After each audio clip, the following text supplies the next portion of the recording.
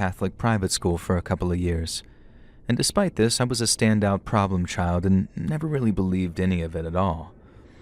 I found some of the stories from the Bible interesting, but nobody in my family really forced the religion on me. I just happened to be within a family that held mild Christian values. And with that being said, none of them were really devout Christians themselves. This is important because it should be understood that I was quite aware of Christian beliefs, but never actually took them as truth. Now let's just jump forward now to my teenage years where this all began. At the age of 12, I was engaged with all things mystical and mysterious. I read books and browsed websites on everything between ancient aliens, conspiracies, ghosts, mediums, witchcraft, Illuminati, and the demonic. And this was around 2003/4, so just past the turn of the millennium. All of these things were of great interest to me, but I had no actual evidence or reason to believe any of it. It wasn't until my family had made the decision to move that these things became more viable. My parents had locked in on a house that they thought was perfect for us and were close to closing the deal. My mother wanted her mother, my grandma, to come approve of it first. And while I ran around the empty rooms trying to decide where I would have my bedroom, my mother showed my grandmother around. After the tour was given, my grandmother felt uneasy about the house, specifically the second floor. She didn't like the way that it was set up and worried what would happen if there was a fire while me and my sibling were up there. And this wasn't enough of a reason to deter my mother, though. And after they checked over the potential new home, we proceeded to head back to the car. While on the drive, my mother mentioned to my grandma how she was weirded out because she could have sworn that she saw a little girl staring at her from the second floor window. Now, this led my parents to investigating the history of this house, and they had found to their amazement that there was in fact a fire on the second floor of this house many years prior, and that a young girl had perished in those flames. And with that said, that strange coincidence was not enough to stop them from trying to buy the house.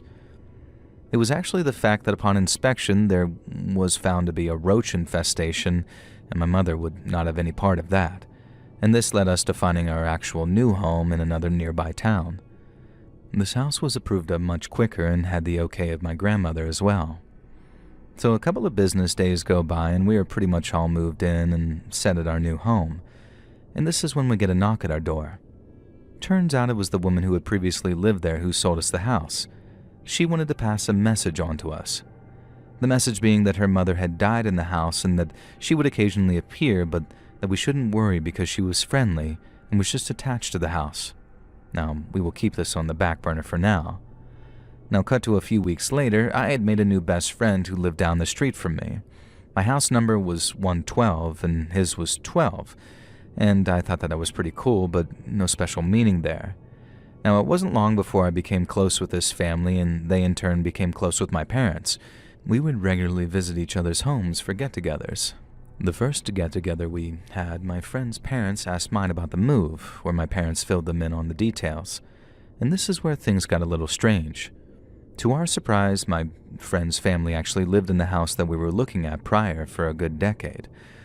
And when they proceeded to say that they moved because the house was incredibly haunted, they said that there were 2 different ghosts in that house, one of which was a young girl, and the other, a malevolent old man. This shocked my family, and so far, intuition was on point. My friend had 3 older brothers, 2 younger brothers, and 2 younger sisters, one of whom they adopted, and they also ran a daycare out of their house, so it was quite packed on the daily. Each of the older brothers had traumatizing hauntings happen to them in that house, and the oldest brother, who was 21 at the time, still wouldn't sleep with the lights off because of it. And this was the first point in my life where I've seen multiple people confirming and agreeing upon spiritual activities in a real capacity. Now let's jump forward to about the age of 14. Now, following my same interests, I was fascinated with the ideas of ghosts and spirits. I wanted nothing more than to interact with them in some way or another, but despite the past mentionings, I myself hadn't seen one single shred of their existence. It was frustrating, and I tried all manners of contact, bought crystal balls, stared into mirrors in the dark, looked into black ink, researched Enochian, literally everything under the sun, but nothing would work. And this is until I opened a Ouija board on my 15th Christmas. And there is one message to take from this entire thing, is that I tell you from the bottom of my soul, do not engage with a Ouija board. period. I didn't immediately use it, but one day my friend and I were chilling per usual, and I had remembered the new Ouija board that I had gotten for Christmas. And I asked him if he wanted to use it with me, and he hesitantly said yes. I made him go down into the basement with me because where else would be the perfect place to use it? I had just opened the box and placed the board when my friend chickened out on me. And I mocked him and told him, I'm gonna do it by myself then. And I placed the little piece of the board and proceeded to ask it questions, but to no avail. Nothing. I was extremely disappointed, and I thought for sure that it was going to be it, but no. I put it back in the box and brought it upstairs, and that was that. Or so I thought. But boy, was I wrong as wrong could be.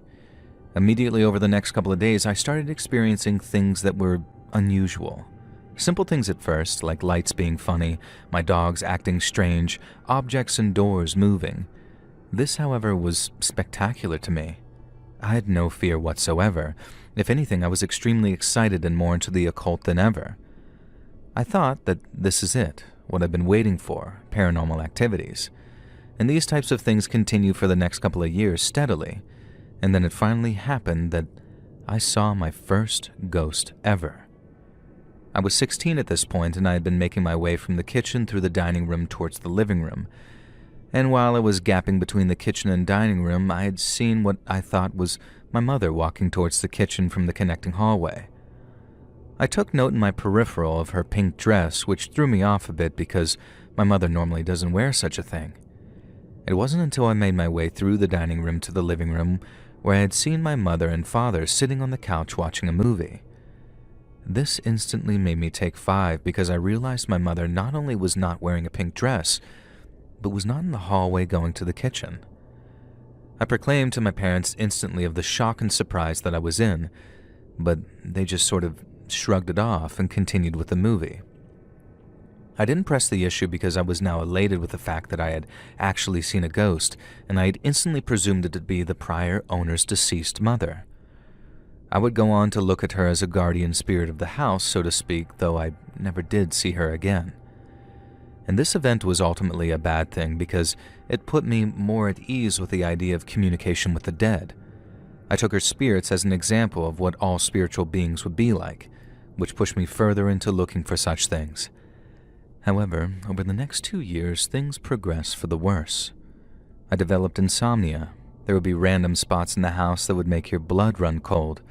Doors would knock over and over, and things would be thrown out of closets and off dressers and shelves. One of the more creepier occurrences would be electronics acting without electricity. Dolls would speak their recorded sounds on cue without batteries, because I had taken the batteries out of all such things to try and prevent this, and lights would go on and off repeatedly. I'd even have TVs go white static and start blasting max volume. I would unplug them, and it would stay on and go louder, and this scared the straight crap out of me, literally getting chills through my body reminiscing about this right now. And these weren't things where I would question other possibilities. These were things seen as nothing other than what they were, impossibilities. And there was one night in particular where it clicked and the fear had taken permanently a hold of me. I hadn't recently at the time gotten into the Harry Potter books. I'm a big reader as a youngster, and I was sitting on the couch in my basement, which was now redone as a TV room, where lots of things would happen. I had one of those little bendy lamps used for reading books as my only illumination. And I was thinking to myself how great these books are and how I thought it was funny people at the time thought that they were the devil. And I kid you not, as I'm in this thought process, the light bulb explodes, projecting the glass of shards at me. Luckily, no harm was done, but I instantly hopped up in fear and ran out of my basement to escape the dark. I flew up the basement stairs where dolls started going off. Some bins of toys were kept under these stairs, and the fear jolted in me. I sprinted even faster and finally opened the basement door and reached for the hallway light switch in front of me, flicking it as quick as I could. Again, I kid you not, as soon as I did, the hallway bulb exploded. At this point, I'm thinking, there's no freaking way any of this is happening right now. And this has happened 2 more times again in the living room and once more on the 2nd floor once I made my way up those stairs. 4 light bulbs exploded in total. Now again, I'm quite rational. Despite these things, I am aware that this could be a very coincidental electrical wiring problem, but everything that ultimately happened says otherwise. I made it to my bedroom on the second floor where things normaled out and I finally had light. And it was at this point in life where these experiences were taking a huge toll on me, really ramping up my insomnia. I was in constant fear while at home due to these things happening left and right, and some of the things so common I barely batted a lash at them. Now before we get to the big one that I want to give just a few more descriptors of everyday occurrences at this point. And while laying in bed, I would do everything in my power to avoid looking at my closet, which had a nasty habit of opening wide so I would be gazing straight into a dark void. And before you say draft, I might add that I would lock and blockade it regularly. And no matter what I did, this freaking door would push itself wide open, moving whatever blocked it right out of the way. And it got so bad that I tried bargaining with it, telling it it was free to do what it wanted as long as it wouldn't open on me while I was trying to sleep. I'm 33 now, and I tell you as a well-rounded adult that this was not mind tricks. And it's not every night, but quite a few of them, I would feel things crawling beside me onto my bed. Not in the general sense of where your mind is questioning if you're actually feeling or not, but in the sense of the spring mattress would straight indent and compress as the invisible force crawled right beside me. Again, this scared the hell out of me, and I would freeze in fear. And the last occurrence that I would see all the time affected other people, and due to my sleeping problems, I was always the last one to fall asleep. I witnessed multiple times people's arms being raised in their sleep like they were reaching for the sky. And there was a day when I had a cousin and 2 friends crashing over, and I watched as one of their arms was rising in the air. It made me feel like whatever this was taunting me, showing me that it could do whatever it wanted to whoever. The real kicker is when I was sleeping on an air mattress in my younger brother's room, 4 years younger, and I did this because at this point I was so terrified to sleep alone that I needed to be near someone to feel somewhat safe. And as I was dozing off, I watched my little brother's arms raise into the air. And the only difference this time is that he actually woke up while it was happening.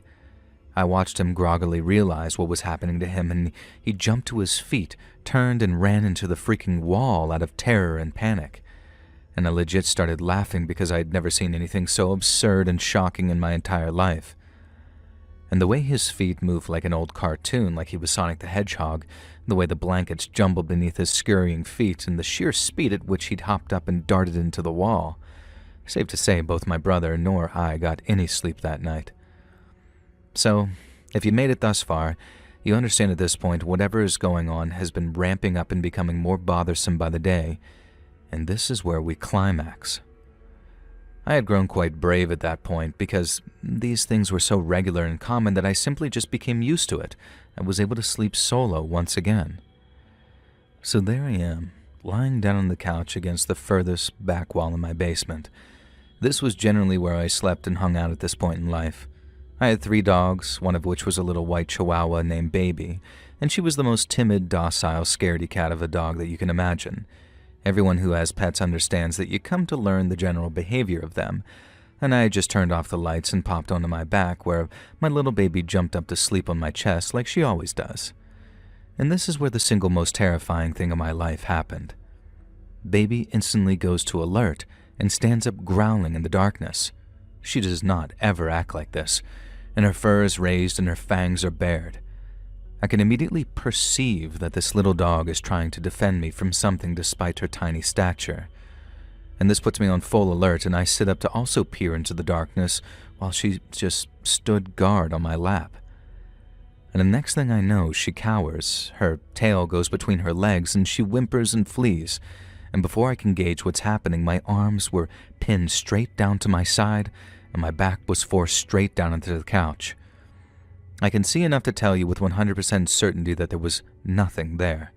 While forced down, it feels as if I was pushed 5 feet through the couch, like my soul was straight pushed out of my body. And I was so consumed by fear that there wasn't a single thought in my head other than static and panic.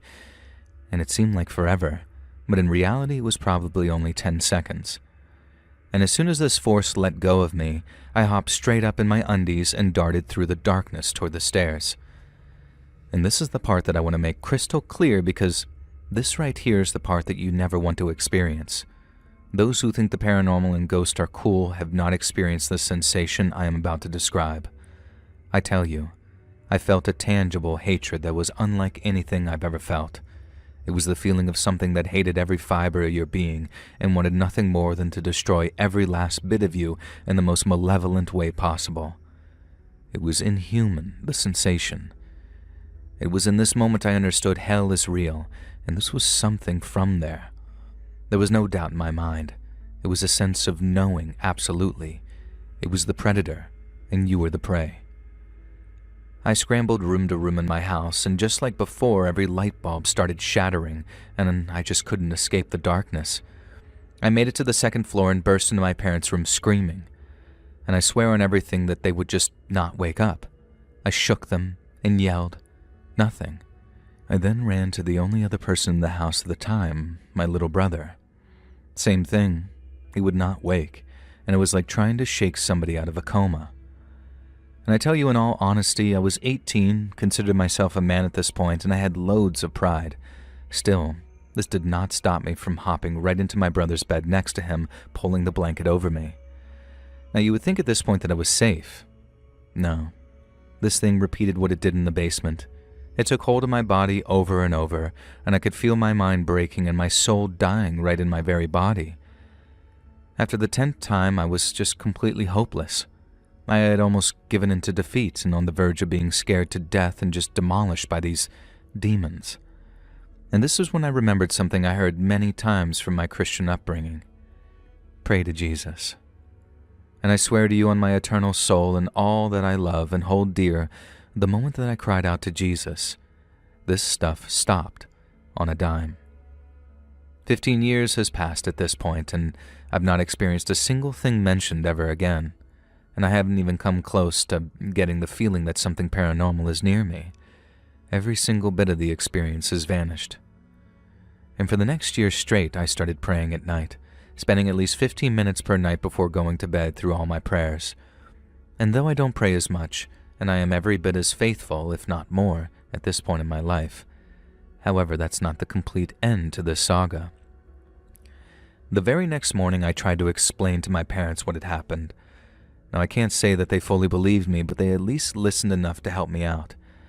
I thought about how it all seemed to start when I first used that Ouija board, which led me to doing a quick online search of how to dispose of those kinds of things because I did not want that thing or portal anywhere near me again.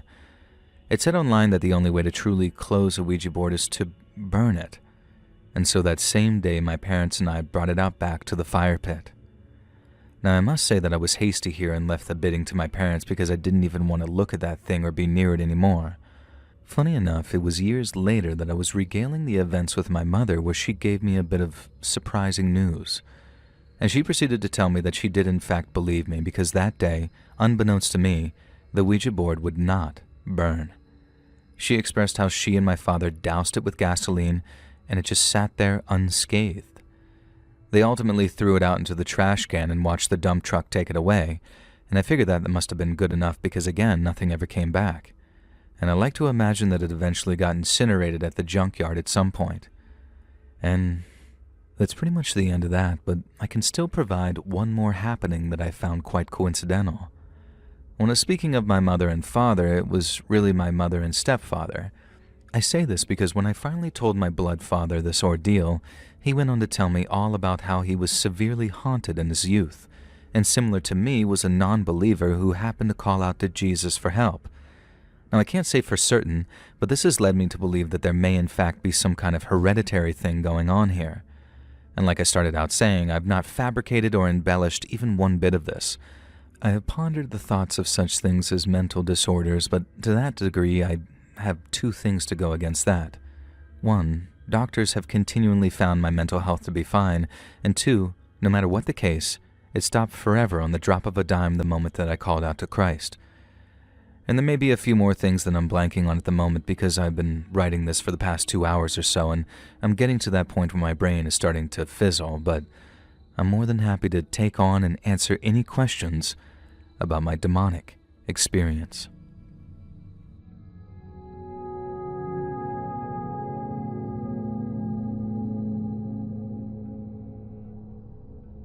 So long-time listener, first-time submission.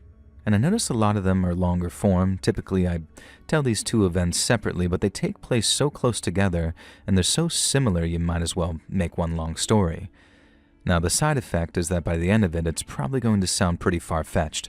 A bit too much for some people, but I assure you, everything you're about to hear here actually happened to me. So I might as well start from the very beginning then. This all takes place in the early fall of 2003, probably starting sometime in September, but a couple of weeks go by. So I'm a high school senior, but don't have any driver's license yet. And I don't remember what the inspiration was, but my best friend Mark and I were on an urban exploration kick at the time. We'd been to some abandoned houses and barns and stuff like that, and there was even this place called the Underground Gas Station right down the street from school. It wasn't actually underground. It was a concept design from the 70s where it was hidden from the road with a ton of trees rather than in-your-face signage. It was pretty cool, but it's townhouses now. We were getting bored with the obvious stuff out there. We needed a better target. And somehow I landed on this place in the general area called Little People Village.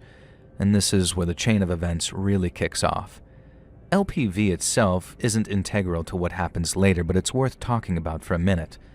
I think I found it on an urban legends or creepy locations website, the same kind that you'd find Dudleytown on and various abandoned asylums. You should still be able to find pictures of it online today. That last part with asylums does come into play later though.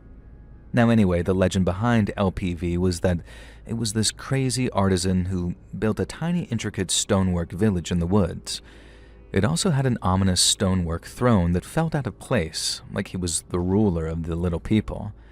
And so the thing with the throne is that whoever sat on it got cursed and died 7 years later. Yeah, totally believable. Now the problem though, the description of the location for LPV was absolute trash back in 2003 from multiple sources. They were contradictory and vague, and it's much more accurate on modern sites. And that meant that we had a lot of ground to cover and locations to scout, which all does lead to Event 1, so just bear with me a second. Now eventually we found it several miles away from where we started. It's wedged in between the greenbelt next to a highway exit and high voltage power lines. Turns out it was a roadside attraction during the time of trolley lines and smaller parkways. The trolley line went defunct once the interstate popped up. It is quite creepy, and you can see evidence of an old throughway. And yes, I sat on the throne. Now early in our search for LPV, a few exits further up that same interstate, we decided that this abandoned nursing home or hospice care complex was a fine alternative to turning up empty-handed on our main quest. Now the side quest it is, I guess.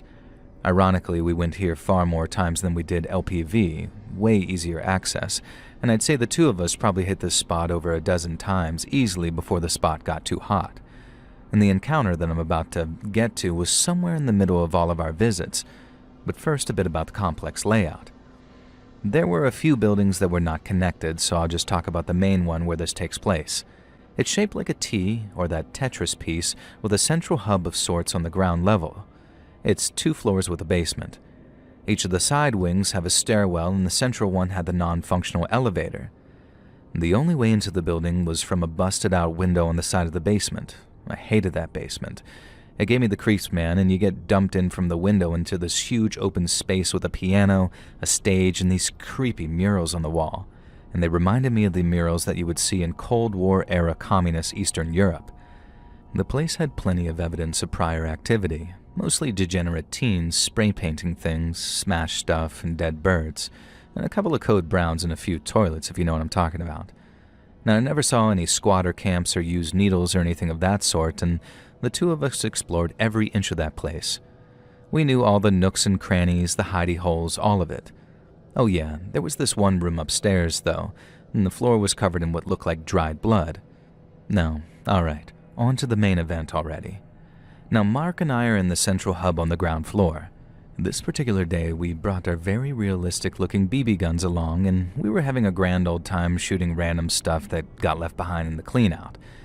It was all vandalized already after all, so who really cared? And now we had already been in there for a good 40 minutes and covered all the ground, mind you. Now all of a sudden, from directly above us, we hear full tilt running to our left down that side wing. The person above us sounded like a tank of a guy, easily over 6 foot and 250 pounds, wearing some very heavy-ass work boots. Foolishly being teens with fake guns and Mark being a tough guy, we just looked at each other and ran to either stairway. He went down the hallway to the one that we heard the running in. I went to the other one to cut them off in case they doubled back. The footsteps never made it back to the stairway. Now remember, you have to go into the basement to get out of the building, and the noise was on the second floor, and those stairs are the only way to the basement. So we devise a plan. He starts on his end of the corridor, clearing each room. I stay in the corridor, and then we alternate back and forth. There was nobody there. It was like they just vanished. A big guy like that ain't gonna fit in a hiding spot somebody my size can fit into, and we all knew the spots no matter what size you were. The only conceivable place we didn't search too hard was the ceiling, but it was a drop ceiling and there was no way that it would support someone that size. We went hard searching for about 45 minutes and just called it and decided to leave. It was just starting to get dark by that point anyway. We make our way out the place and walk back to his truck tucked into the far corner of the lot out of sight. And maybe by about 30% of the way back to the truck, we both just kind of froze all of a sudden. We both hardcore got the feeling that we were being watched. Without saying a single word, the two of us simultaneously turned around slowly. In the second floor corner window by the stairs, there's some type of disembodied head looking straight at us out the window. You know the stereotypical ghastly-looking emaciated gray dead ghoul-looking trope? I could keep describing it, but I think that gets the point across. It was just there. No torso attached to it, no hand holding it up. It kind of had this mist to it as well. Even if you looked at it like, okay, there was a squatter in there, the noise from the running does not match the person in the window. And I leave this one at least open to interpretation, but I know what we both saw and heard, and that was not a living person. That place never gave us another encounter of either variety, so I'm not really sure. And lots of people died there, though, after all. I wonder if this new condo complex they put in there is haunted or not. Now, alright, on to the second event in this narrative. I don't recall this happening before the hospice or after, but it's within a couple of weeks of each other. Remember when I mentioned asylums? Well, here's one for you. This one was tucked back maybe half a mile down a service road in the woods connected to a busy highway overpass and exit that was next to our local mall. Rest in peace to the mall these days. Now, the backside of the complex is rather large, a trap rock ridgeline connected to this awesome state park, and one side is the highway. Now, I probably found it through the same early websites, but it was right there in our stomping grounds, so we couldn't resist. And the place was called Undercliff Sanitarium. You can still find documentation of it online, but it got demolished in 2014 or 16. Now, I'm a little fuzzy on the details, but I want to say that it was shut down in the 90s along with many of the others around the country. It was known for treating children with tuberculosis and other diseases, troubled children, mental patients perhaps. And the thing with this facility is that it was still half operational, only in a different capacity. There were a lot of buildings in that complex on that service road. The problem is that it was all State Department facilities, including a state police barracks since it had easy access to both highway directions. I found this old picture of an ancient HDD that I got on an Urbex forum that shows all the various security cameras and what building had what in it. And yeah, the safest way into there was traversing the ridge and looping around the far back. And that's not what I did either. I found that picture way later, and I was like, yep, that makes sense now. And just to give you the sense of security that that place had, later on that school year I tried going there with a friend of mine and these two chicks one night. And the plan was to drive around the loop that circled the main building all the way in the back and leave, and take a few pictures on my digital camera while doing so. I got 2 pictures on the front facade and one around the side, and by the time we got around to the back of the building, there were 3 squad cars surrounding us, and I'd say that we were less than 1 minute. Now, one more and we would have been out of there. Trespassing tickets for everybody, I guess. They do not mess around. I never actually got to go inside, but if you dig around online, you'll find a lot of explorers here. Now, moving on, myself and Mark head over there in his 90s manual Ford Ranger one fall afternoon. We had no idea how tight the security was, but thankfully, we chose to check out one of the first buildings you come across in the complex. But we did have the right idea to park behind the building on a small concrete courtyard on the opposite side of where most of the surveillance actually was, so that turned out to be fortuitous. This building wasn't all that big. It was an auxiliary something or other, and I guess somewhere in the 3 to 5K square foot range perhaps. And we get out of the truck and lock it up. And that part's important because the Ranger is manual everything. Transmission, locks, windows. We locked up the doors and windows, including the rear slider. And he also had one of those diamond plate toolboxes in his bed that had its own keyed lock. At this point, we decided to do a perimeter walk around the building to see if we could locate an entry point or not. It couldn't have taken more than 2 minutes tops. And it's about the same size as my house. I've tested how long it takes me to walk around that. And as we round the corner, having not found an easy entry point, we both stop dead in our tracks when we see the truck. Whatever could have opened up on that Ranger was wide open. I'm talking all the windows, doors, tailgate, toolbox, hood, glove box, center console. There simply wasn't enough time for somebody to have picked all of that and then disappeared. The general area wasn't exactly the best. There were some hood projects down the street, but that wasn't it, as we're like a quarter mile into the woods. Not only that, but I would have expected to get robbed too. It wasn't the cops either, as I illustrated earlier. We both decided to just get the F out of there, as all of this was just too weird.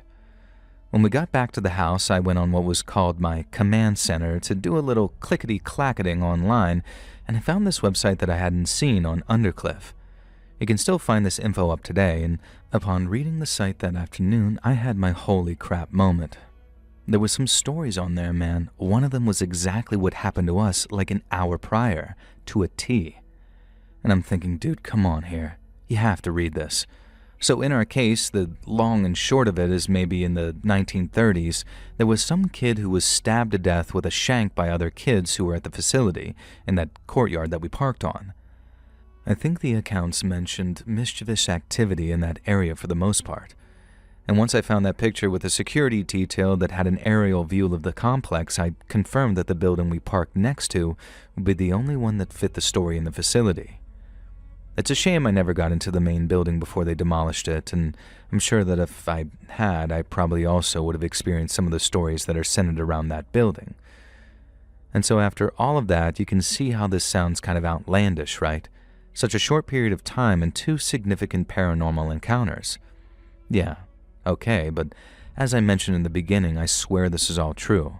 And for what it's worth, it's not like I see stuff like this all the time, but I have experienced a handful of other paranormal encounters.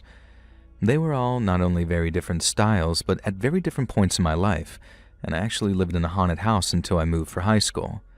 Now, I tend to err on the side of a skeptic, but I know what I've experienced and I've never hallucinated in my life. I know a man's word on the internet doesn't mean much, but I've had other witnesses in every case, so don't just call BS.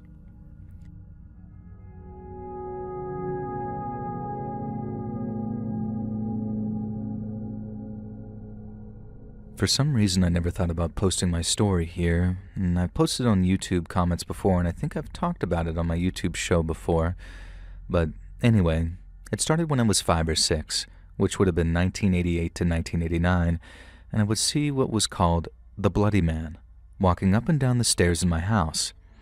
I can't remember his face. I'm not sure if it's because I never looked at it or he didn't actually have one. I just remember it would never be the middle of the night, but more like bedtime that this would always happen. He had a bandage on his head that was bloody and a hospital gown. I remember having a feeling that I knew this wasn't right, but I wasn't scared. I'm not sure if the lack of fear was due to being told not to be scared somehow, or if I was just so young that I didn't know how to be scared. Now anyways, this person that I would see, I would come to learn later in life, was my uncle. He had been beaten in the head with a baseball bat, came home, brain swelled in his sleep, and was taken to the hospital by the family in the morning, where he died several days later. Now this was August of 1982, and I was born in December of 1983. There's much more to the story, both his life and that night itself, but I'll hold off on that for now. I saw the Bloody Man somewhere in the range of 15 to maybe 30 times, and then my mom and I moved out of there to get our own place, and this was my grandfather's house, and I was gone for 5 years. Around 12 or 13 years old, I moved back to that house, And while I never saw the Bloody Man again, it was far from the last paranormal encounter I would have in that home. And after being back around 5 to 6 months or so, one day I was showing my little sister how to play a Sonic the Hedgehog game, and as I'm explaining it to her, as clear as day, a female voice says her name. And my sister instantly got up and went to the door and said, "Yeah, Ma?" And I was frozen solid in fear. Now this was for 2 reasons. The first was that I knew for a fact that that wasn't my mom's voice that said my sister's name. It was my grandmother's, who had been dead for 10 years. The second thing I knew was that my little sister didn't seem to realize was the voice had not come from downstairs. It came from right at our feet by the foot of the bed. And I just sat there frozen in fear while my sister yelled for my mom, who of course said that she had been washing dishes and never called for her. My sister then sulked while walking back to the bed. "What's the matter?" I asked her, and she said, "I hate those stupid stairs. The Bloody Man is scary." So I started asking her who had told her about the Bloody Man, and was it any of my friends, etc., etc. And she was in shock that I knew who the Bloody Man was, and was crying for me to believe her that she really sees him, and none of my friends had spilled the secret to her. And she was about 5 at the time, same age I used to see him. The next part of the story involves all my friends. Every sleepover after hearing my grandmother's voice, my bedroom door started shaking. Thinking it might be my stepfather, we would open it as it was shaking, and no one would be standing there. And upon realizing this, the shaking would terrify us. So every sleepover for about a year, the door would shake, and these horrible claw-like scratching sounds would go down the door. My friends and I would fight to hide in the corner of the bed while it would happen. So if you're keeping count, that's me and my sister who both saw the Bloody Man and heard the female voice, and 3 of my friends who witnessed the shaking and clawing at the door. 5 people. But believe it or not, the last part of the story gets even crazier. We sold the house and moved a couple of cities over about a year later. One thing I forgot to mention is the reason I moved back at 12 and 13 is my grandfather had a bunch of mini strokes and was in a wheelchair, so my mom moved back in to take care of him. Well, after we moved away, I told my mom that it surprised me that she sold her childhood house, and she talked about all the bad memories that she had there that had replaced the good. And then she said, "Plus, Grampy started creeping me out towards the end." And it turns out he started telling her, "Your brother's still here. Every night, up and down those goddamn stairs. Up and down, up and down." He saw the, quote, Bloody Man, too. His son. But that's not the craziest part. About 7 to 8 years after selling the house, the guy that bought it saw my uncle in a gym and beelined it towards him, demanding to know what the hell is in that house. He, his wife, and 2 of his kids kept seeing Uncle around the house. I made it a point to walk by the house to try and catch someone coming out once I heard the gym story, and one day I caught the youngest son leaving. I introduced myself and asked him about what they saw, and he said he was too young at the time, but his mom, dad, and 2 brothers would always see my uncle behind them in mirrors in the house. They got rid of the mirrors and it stopped, he said. I don't quite understand that part because mirrors had nothing to do with it for me, but still, that's 3 people in my family, 3 friends, and 4 people of a different family that essentially saw the same thing or heard it. And I'd give anything to learn exactly what the heck went on in that house all those years.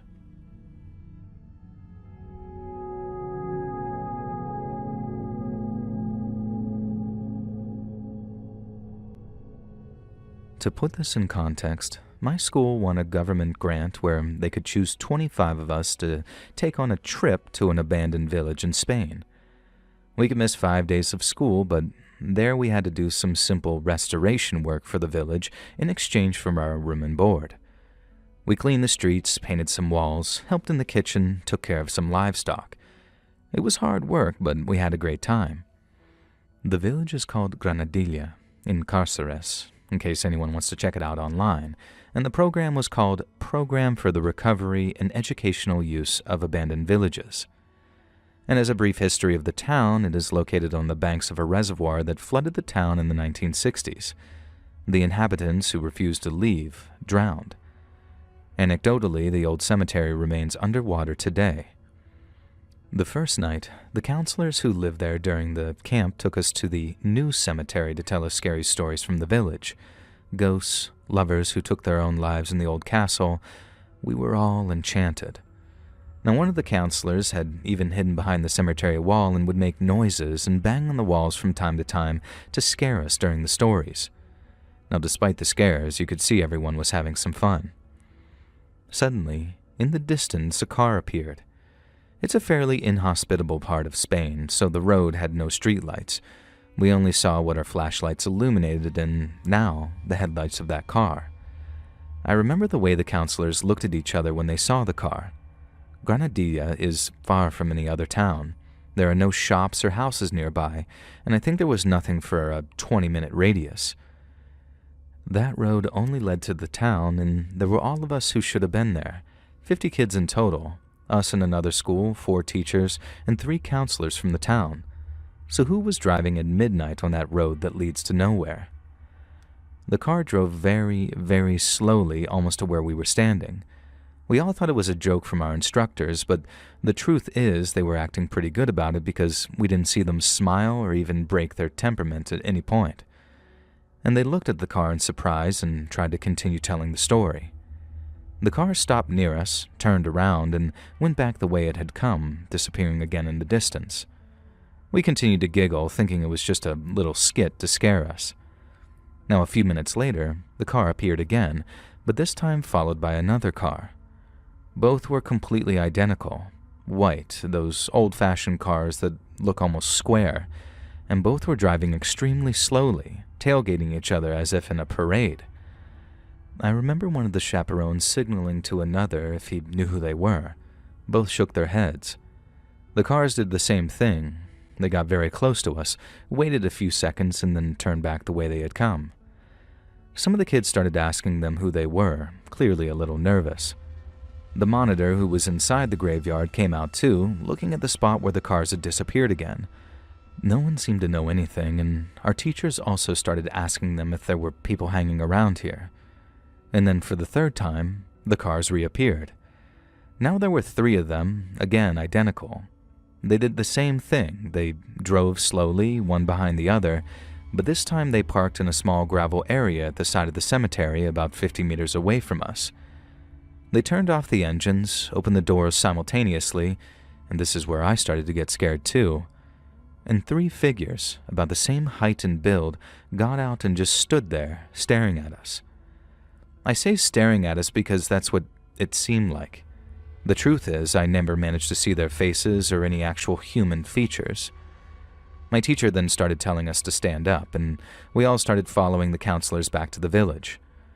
Our teachers watched our backs and asked us to stay calm. I walked beside one of the teachers, and I heard a counselor tell him, "This isn't our business anymore. That would be out of line with the kids." When we arrived at the village, the monitors closed the gate leading into Granadilla and asked us to remain calm. The village is walled, and the only access was that one which was already closed. Whoever the cars were, we were already out of their reach. I remember how scared some of my classmates were when they went to bed that day. A couple of them even cried next to their teachers, who assured them that it was definitely just some prank. However, no one seemed to believe this theory. But surely if it was a joke, it was a very nasty one. Still, we were able to enjoy the rest of the week without any more scares or strange people hanging around. In the village, no place had been built for the kids who went camping there to sleep, so we stayed in the old houses of the inhabitants. Those that had 2 rooms had been emptied to make room for 12 beds in each house for us, 6 beds in each dorm. And we had a great time, worked hard, and explored every corner of the place both day and night. We arranged fake weddings, snuck out to stargaze, and bothered the cattle at night. You know, the kind of things that 16-year-olds do when they have a town all to themselves for a week. And by the time we reached our last night there, we were all exhausted. Some had barely slept in a week with so much hustle and bustle, and the physical labor that we were doing during the day was clearly starting to take its toll on our spirits and bodies. So when we finished dinner that night, almost all of us kids went home. We know that some of them did stay and chat with the students from the other school, but around 1 a.m., the whole town was quiet. It was easy to hear anyone who had skipped bedtime because our room had a large window that we left open at night to let in the fresh air, and consequently, any noise from outside. Nothing could be heard outside that night, though. I couldn't sleep, which is something that happens to me a lot when I'm excited about something. I'd had a great time, so much so that I seemed to have forgotten about the car incident from that first night. I'd met some great people and I'd loved working in the village, so even though my colleagues were already asleep, I was still thinking about everything we'd done. And that's when I heard the door downstairs open. It's an old door, one of those heavy ones that drag on the wooden floor when opened. It's impossible to be discreet. I was surprised to hear it open because I hadn't heard anyone pass under our open window. I assumed they were our teachers trying to figure out if everyone was already in bed and resting, or trying to catch the guys who usually tried to sleep with their girlfriends while camp was going on. Now anyways, I was surprised because they had never come to our house. We had never made any fuss about it, and honestly, we were usually so tired that we turned off the lights pretty soon after dinner. Whoever was downstairs slowly started to climb the stairs to our room. On the landing, there were 2 doors facing each other, the one belonging to the girls from the other school and ours. The wood creaked beneath their feet as they walked very slowly. So slowly that it was strange, and I lifted my head from the pillow to see if any of my friends were also awake and listening to the same thing. However, they all seemed to be asleep. The person reached the first floor, the bedroom floor, and paused for a moment. And then they began walking slowly toward our room. The door we had was as old as the house itself, and it didn't fit properly with the frame, and because of this, there was a gap of about 5 centimeters between the bottom edge and the floor, through which light was leaking through. The person was acting so strange that I sat up in bed, trying to hear something. I looked at the doorway and saw 2 feet standing there. And the strange thing is that they were so close to the door that it seemed like the person behind it was leaning completely against the wood. I saw the handle move, though the door didn't open. It was as if someone with very little strength was trying to move it. I had unzipped my sleeping bag and was now sitting on the edge of the bed, trying not to touch the floor with my feet so as not to make a sound. I looked around again, but everyone was still asleep. The handle was still moving, but it was almost imperceptible. But me, I was scared to death. And then I stood up. At that exact moment, the wood creaked beneath my feet, and the person, or thing, I couldn't say exactly what it was, shot down the stairs. The strangest thing was the speed at which it did it, a sort of superhuman speed that made me shiver, and I remember going extremely cold and feeling paralyzed. Every step that thing took on the wood up the stairs and then down them sounded like it weighed 300 kilos, putting all its weight into each step. It seemed to have been running for its life going down those stairs due to the strange speed that to this day I still can't recreate. When the person reached the floor below, they slammed the door so hard it made the walls shake. I couldn't move. I just stood there, still in the same place that I was, just trembling with fear. The strange thing wasn't that someone had broken into our house. It could have been any kid, any teacher, maybe someone trying to play a trick on us. The point is that no kid or adult could have run that fast, making that much noise down those stairs, nor could anyone slam the door, which felt like it could have been heard all over town. And even though I waited a moment to try and listen through the window, no one seemed to be outside. I heard no footsteps on the gravel driveway, no laughter, no one entering the adjoining houses. I woke my classmates up crying and told them what had happened. Together, we went out in our pajamas to see if anyone was around the house or if we saw any lights on in any of the other kids' houses. Nothing. And we even went to our teacher's place to ask if it was them, but they were also in pajamas and very clearly sleepy. I don't know how many times I've told this story, how many times I've gotten goosebumps remembering it. I don't know what it was that entered our house in that village that night, but it wasn't human. Years later, Granadilla appeared on a famous Spanish television program about paranormal events called Cuarto Milenio. They talked about spirits, entities that still roam the houses in that old castle.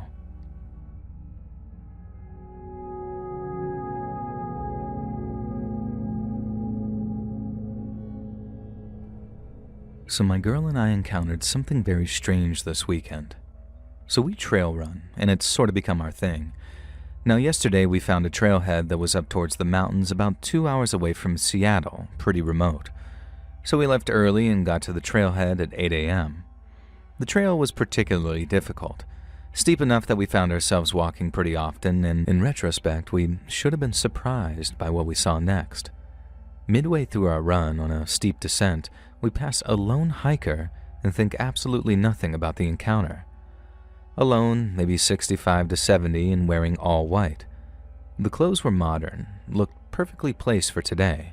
Hiking pants, vest, hat, and she had one hiking pole and a backpack, all white. Again, modern clothes didn't stand out as strange, and we say hello, and she says nothing back. We were running, so there was really nothing rude about it, and we just simply passed her. We continue, and it gets harder, but progress nearly 3 miles uphill, and we get to a point where the trail becomes an overgrown forest road in a small clearing, and at this point the road begins to get very, very overgrown. So we crest a small ridge and suddenly we see a hiker. It's been 30 minutes since we saw the older lady in white, yet here was a hiker with the same outfit. There were no folks in our trail, yet we'd swear that this was the same person, but that would be impossible, right? And the gravity of this didn't quite hit yet. So strangely, we ran past her again. We ran a couple of feet in front, at least, because at this point the road was entirely bushes and not passable, and so we turn around. So we walk past her a last time, and she says something like, "Seems like the trail ends here." It didn't feel eerie, yet in retrospect it was eerie. We ran back, and everything seemed normal until we reflected on why this lady was there. How could she have even made it there at all? We just ran 5 miles uphill, steep terrain, and so did this 70-year-old lady. It's been a one-way path and there had been no other turns. The trail we were on at this point was completely overgrown, enough that we had to turn around, and why was she there? How did she get there? Was she the same lady? And when we turned around and ran back that same trail, we never ran into the first hiker.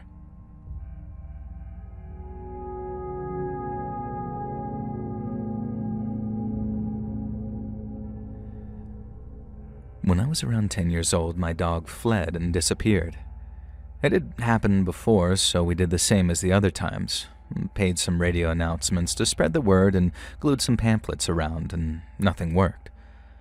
Until one day my father mysteriously said, "We're gonna go get Frodo back." Now this was before the Lord of the Rings movies, mind you, and both him and my older brother were big fans of the books. And we drove through a weird rocky road which was far from home and actually found Frodo waiting for us by the gates of a house. No one greeted us. My father opened the gate and the dog got in the car with us. Now 20 years later, he finally mustered the courage to tell us what had happened. He's a physician and had an appointment with a patient, and the patient got in and said, "You look distressed. What happened?" And my father replied, "Our dog ran away and my youngest son is very sad about it." And the man then asked for a piece of paper and a pencil, and he drew a map and said, "This is where your dog is." And we followed the map and found Frodo. And not a matter of belief, as Frodo was the living proof of that man's abilities. And that was also a very special evening when my father told us what had happened. It was a family gathering and my godfather said, "Yep, that's it.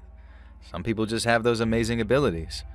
To which my mother replied, "Of course, just like Julian," which is me. And everyone stared at me and my godfather asked if it was true, and I just gathered strength and said something which I'd never shared in their company because it kind of made me embarrassed, as I always saw my family as rational materialists. "Yes," I replied, and proceeded to telling them all sorts of weird things that I've kept to myself, such as seeing ghosts when I was younger. My godfather got up and went inside the house. In a gesture of unbelievable kindness, he came back with a rare bottle of Portuguese wine that he was keeping for a special occasion with chalices for all of us. He served us the wine, raised his glass in a toast, and said, "To Julian, for the courage of sharing with us something special today." And this is one of the sweetest memories ever. I'm blessed with an amazing family, and I'm well aware of that.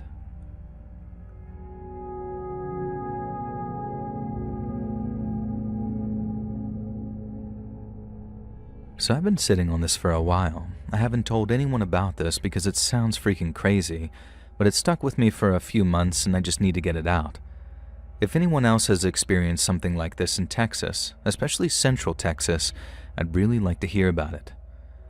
So way back in September, I was going through some pretty severe depression, and I was thinking about taking my own life. Now I came up with a plan which was to actually jump off a water tower, and when the time came, I snuck out of the house at around 1 a.m. and began my 25 to 30-minute walk to the tower. Now my original plan was to climb the water tower, but when I got there, I noticed a radio tower pretty close by and thought, yeah, this one's going to take me out for sure. Now to get to the tower, I would have to cross this field with an abandoned building off to the side, and it looked like it was made out of a shipping container. Now I wasn't really focused on the building, just heading toward the tower, but that's when I saw something that made me stop dead in my tracks. On the far side of the building, something was peeking around the corner, just the upper half of its body. I only saw it for a split second, but it was tall, at least 8 feet, completely white, and not shaped like any animal I've ever seen before. It was fast. As soon as it realized that I'd noticed it, it turned and bolted. And the speed it moved with wasn't normal. It was almost like it wasn't bound by the same laws of physics. Like it was too big to be that fast, too smooth in the way that it moved. It was almost too uncanny. Now I also want to point out, because this was an important detail that I left out, that I did hear the grass rustle when it ran off. As if seeing this thing wasn't scary enough, just hearing the grass rustle for a moment made the experience that much more terrifying. And this could have been an auditory or visual hallucination, but I have no concrete answer. Now I just want to clarify to everyone that I have never been much of a spiritual or religious person up till that point. I have always followed logic and reasoning, so when I saw that creature, I immediately began thinking of reasonable explanations. And at first I thought, was that a cow? Because I heard mooing in the fields earlier, and so I assumed that that's what I saw and it probably had to be a cow. So when I got far enough to see the area around the building, I saw that the cows were all fenced off and they were far away, and there was nothing else around. And I mean, there's no way that a cow could stand on its legs like that and move at the speed it did. What really messed me up wasn't just the sight of it, it was how I felt. The wave of dread that hit me was overwhelming, not like normal fear. It felt primal, like something inside me knew that I had to get out of there immediately. And here's the weirdest part. I went there, planning to die. But after seeing that thing, I didn't want to die anymore. I was absolutely freaking terrified, and I've never seen something like this before in my life. I don't have any history of hallucinations, and I wasn't under the influence of any drugs. And what I saw was absolutely real. And I'm not saying it was paranormal, I don't know. But it was real, and real enough that it made me turn around and leave when I thought that I was ready to die. And if anyone else has seen something like this, especially near towers or isolated areas in Texas, please sound off in the comments.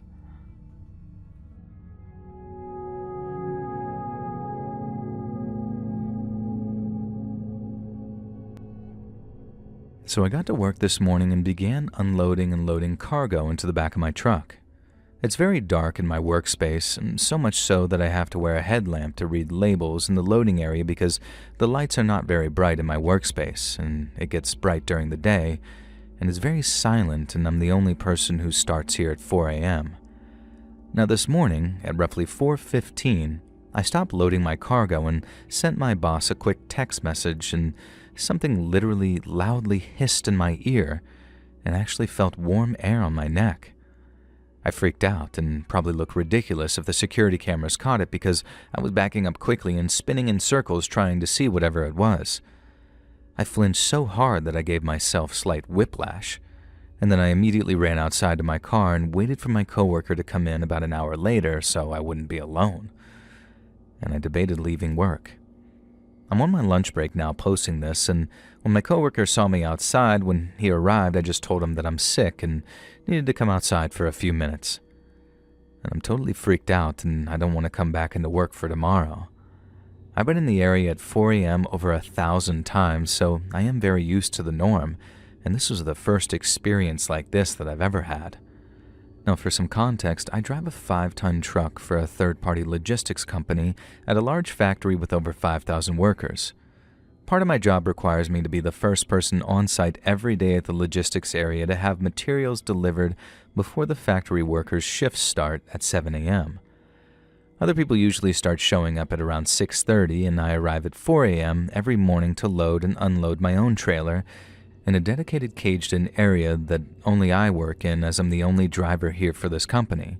Only me and 2 other coworkers have access cards for this area. I won't name the company or factory that I work in because I don't want it to affect my job. The black square drawn in the image is just covering a company logo. There's nothing paranormal that I can see in the photo, it's just to show what the place looks like. Yes, workers have died in this building from machinery mishaps in the past, and it's been operating for over 50 years. I've had numerous paranormal experiences, but never any at work.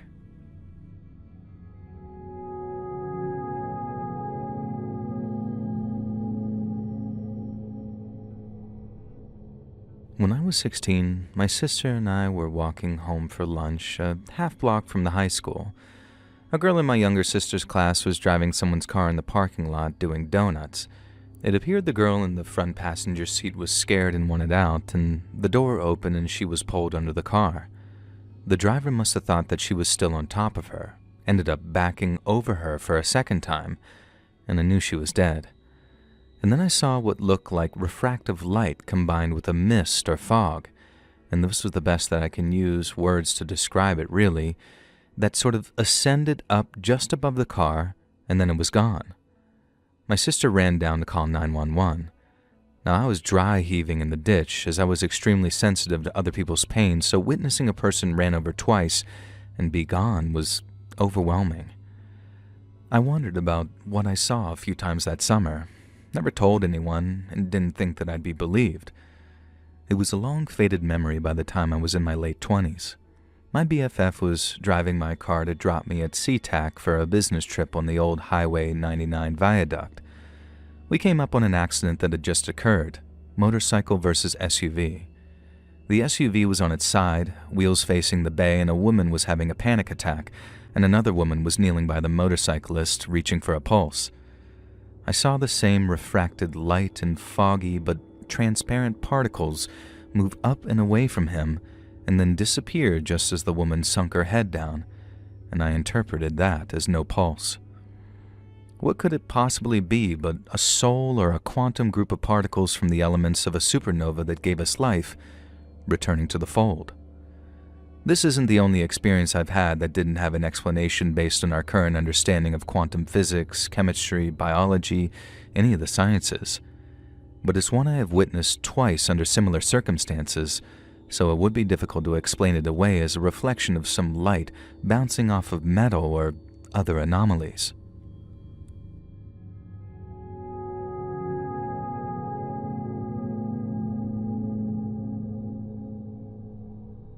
Firstly, I don't want to convince anyone that I really have this skill. My objective is to report and answer questions from people who are really interested or curious about the subject. In parapsychology, telepathy is the ability to acquire information about another person's thoughts, feelings, or activities without using verbal, body, sign, or written language. I discovered this skill when I was 7 years old when I went to try a cinnamon candy with a friend. We bought it at the supermarket and we each ate one, and I loved the taste, but I heard my friend say, "Wow, it's really bad." So I replied, "No, it's really good." And he looked at me scared and said, "How did you know I didn't like it? I didn't say that, I just thought it." And at the time I didn't understand, and he was somewhat intrigued and spat out the candy and went home. And after that, I noticed that when talking to friends, I would hear a certain voice coming from them when they were about to say something. I always spoke before they spoke, and they were surprised, but soon they started to treat me badly, and they called me boring and weird and stopped talking to me. And to continue having friends, I stopped sharing what I heard and didn't talk about it with anyone anymore. As a teenager, I managed to meet and have relationships with many girls. My friends who didn't know didn't understand how I managed to date so many girls, and I jokingly said, "When you know what the other person is thinking, it's easy," and they always laughed. The voice I hear doesn't always have the same voice as the person. Sometimes it's just the person's intention or feeling at that moment, but sometimes it's the same as the person's voice, and it depends on how they represent their conscious thoughts. During my life, I told a few people about this ability, and when I did, I had to prove it by talking about something she was thinking, and even then, the vast majority didn't believe it and thought it was some mentalism or a magic trick. As an adult, I decided to use this skill to help people. I chose to be a psychologist. Obviously, I do very well during the sessions, and my patients praise my work a lot as I know exactly what they are feeling and thinking.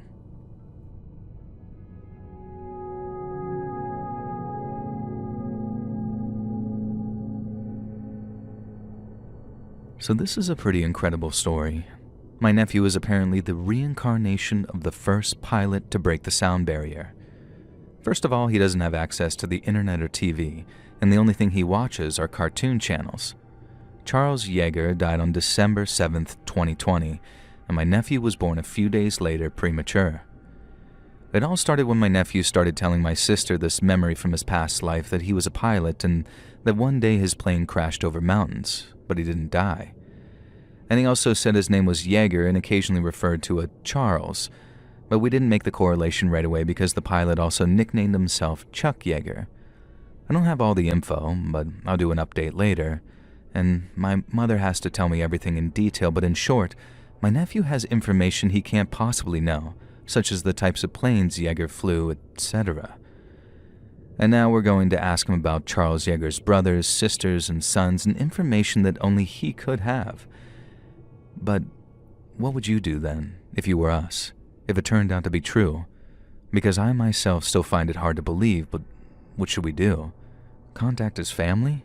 Hello, just so you know, your father has been reincarnated in France.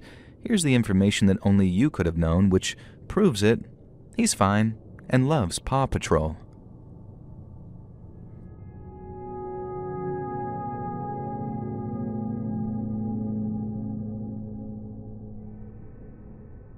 Back in April of 2014, me and my mate Paul drove up to Loch Aber in Scotland for a fishing weekend. We'd known each other since primary school, so we were very close friends. But once we each started working full-time jobs, getting married, and having kids, opportunities to hang out got fewer and further between. That was around 2009/2010, and it was also around then that Paul invited me fishing for the first time.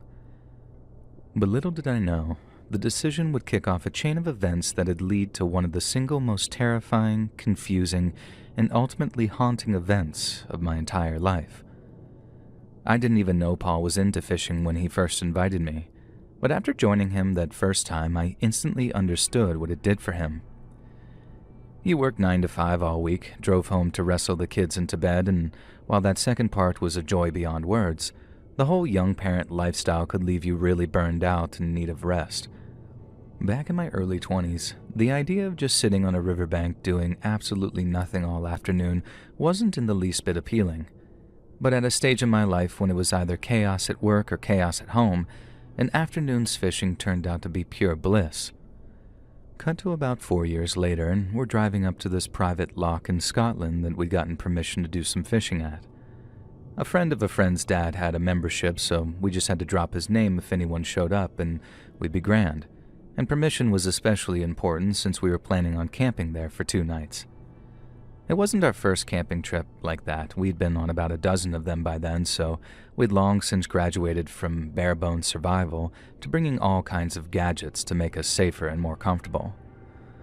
We had stuff like the jet boil, which made making tea and coffee a bunch easier, and we also had portable charging banks for our phones and portable speaker.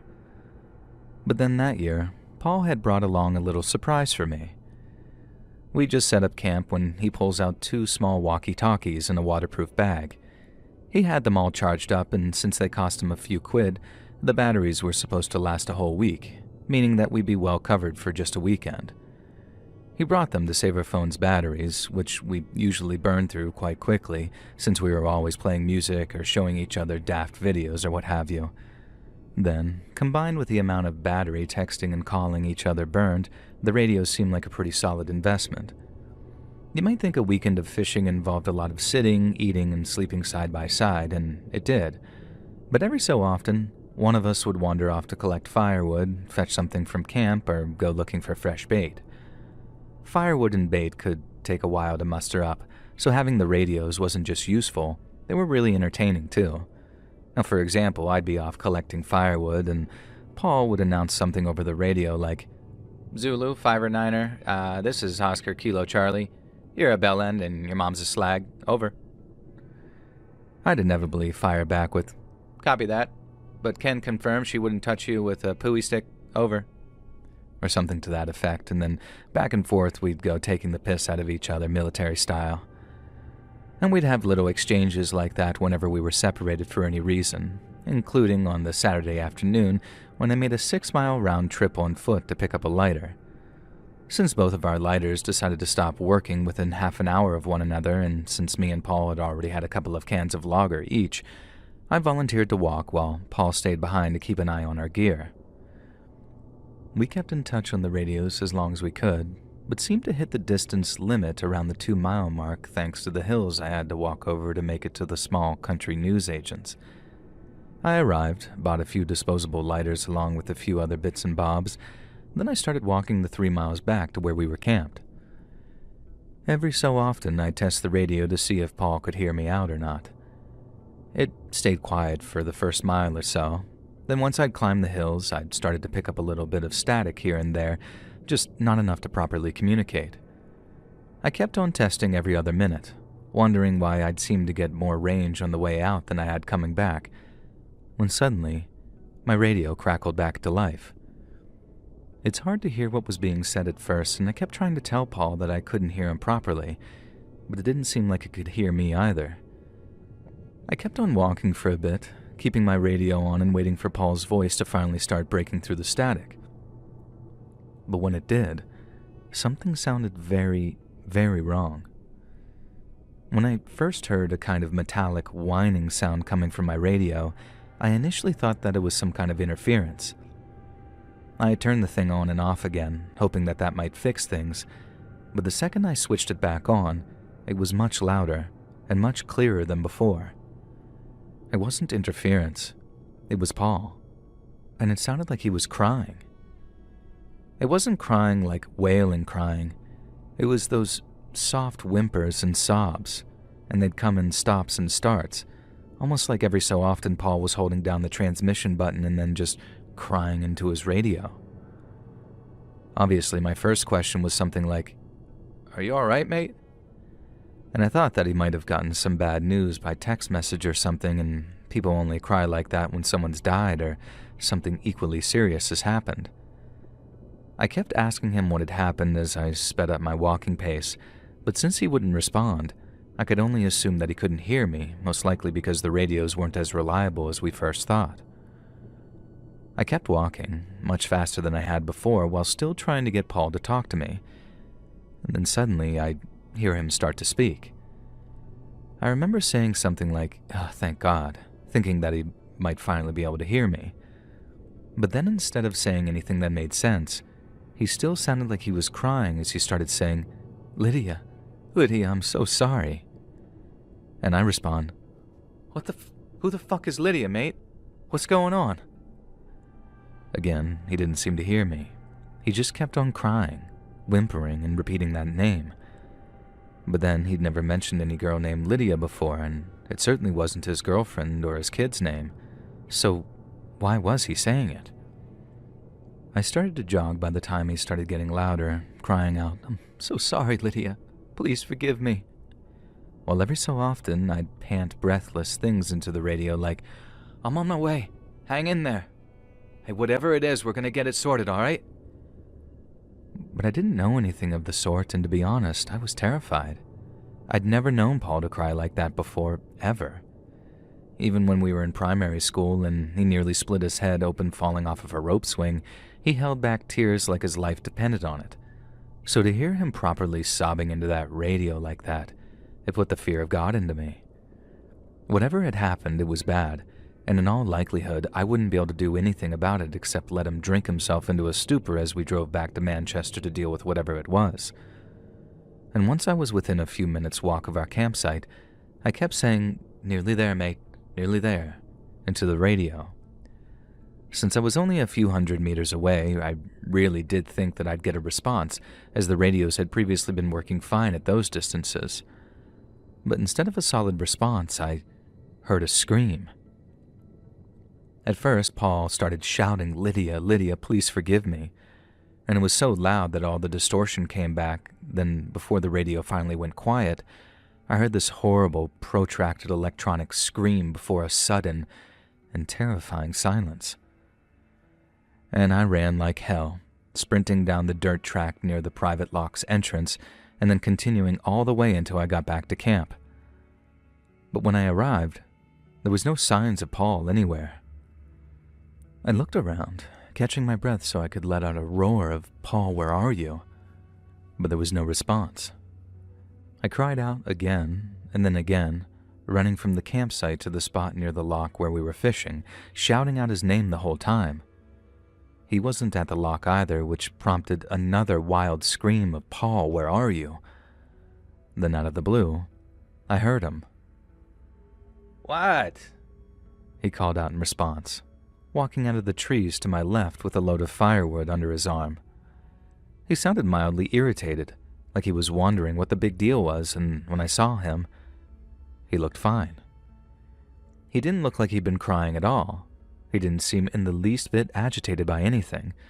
So, to him, I was the only one who suddenly started acting all weird, not the other way around. I remember immediately recognizing that something was off, but the first place my mind went was prank. I thought Paul had probably gotten tired of assuming the cadence of an air traffic controller to insult me over the radio, and had instead resorted to scaring the living crap out of me with his newfound talent for voice acting. It seemed obvious, but after I basically stared at him in confusion for a moment and asked, "Is this a joke?" he responded with a mostly convincing no. And I say mostly convincing because it wasn't like he didn't have a history of performing some very convincing act-outs in the name of a prank. So I was half expecting him to go from straight-faced and serious to laughing in my face while yelling, "Gotcha." But he didn't. He simply gave me a look of confusion and started asking me what was wrong. In hindsight, I totally understand his confusion. There I was, all red in the face, barely able to get my words out after having been screaming at him, and then when I finally did catch up to him, all I had to ask is this a prank? He'd had his radio on him the entire time, but said that he hadn't heard a thing. The radio had gone silent after he lost connection on my journey to the shop, and he hadn't heard anything else from me until I was standing there in front of him, sweating buckets after running in all my hiking gear. But then, once I caught my breath, and the relief that he was okay had washed over me, I started telling him what I'd heard over the radio. I remember telling him how I'd heard him crying, and he was obviously like, "I haven't been crying. What are you on about?" So we agreed that I'd heard someone crying and saying sorry, it just couldn't have been him. But then I got to the name and his expression changed completely. I told him the person had been saying sorry to a girl named Lydia, and by then it was making sense that it wasn't Paul on the radio because, as I said, he didn't know anyone called Lydia. But then the second I mentioned that name, his face dropped enough for me to be like, "Wait, do you know Lydia?" Paul didn't look scared or angry or anything like that, just sort of confused, really confused. His brow furrowed, his eyes narrowed, and then it looked like he was struggling to find the right words for a second before he asked me, "I haven't told you, have I?" I asked him to elaborate. Then again, Paul took a moment to collect his thoughts before he asked, "Have you been snooping through my phone?" And I hadn't, and I told him that, and then basically demanded he tell me what was going on.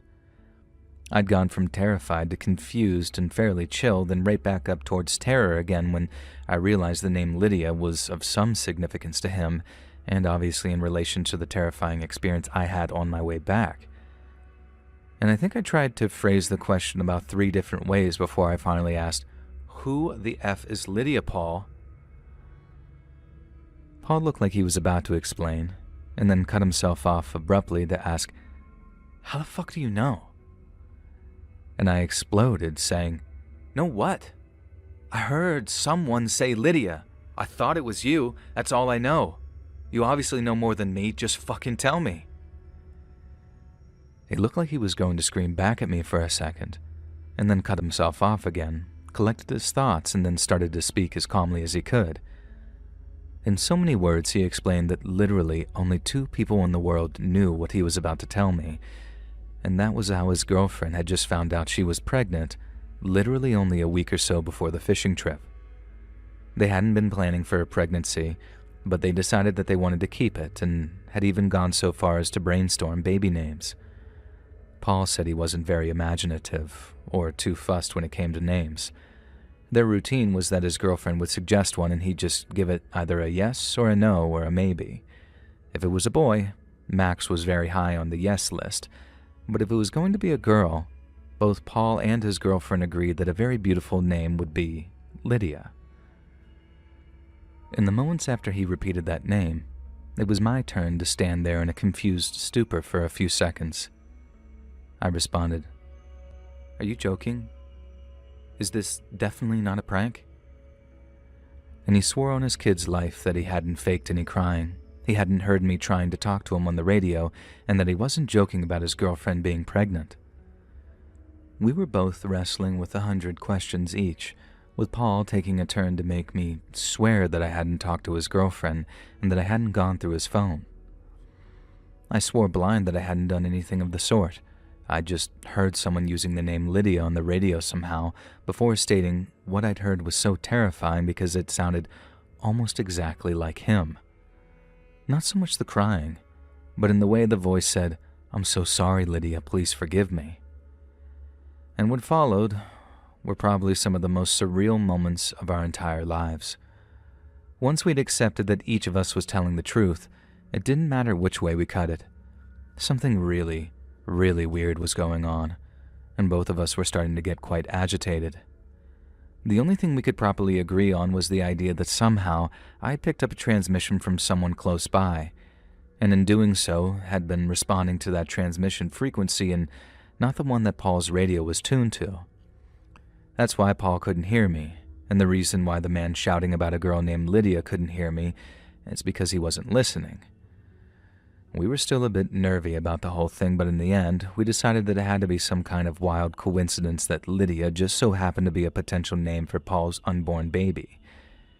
It still left the question of what the hell happened to make that guy cry and scream into a radio like that, but we talked ourselves down from ideas that something paranormal had happened.